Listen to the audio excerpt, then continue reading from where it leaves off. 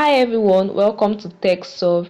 In this short and informative video, I will show you how to pin someone on Snapchat.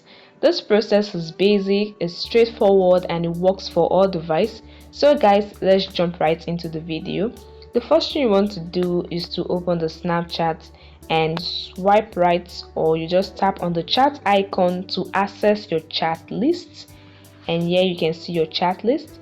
Now to pin a chat, locate the chat you want to pin. Alright, so I'll make use of this chat.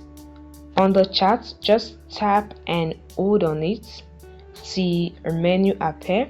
If you select the first option, which is pin as your best friend, you'll be taken to a page where you'll be asked to pay specific amounts to do this, and this works for only Snapchat Plus subscriber. Alright, there's something else you can do. Still in the menu that appeared, click on chat and notification settings, and you can see the option to pin conversation. You tap on it, and as you can see, this chat has been pinned. It now appears in the top of the chat list. So any chat you pin appears in the top of the chat list.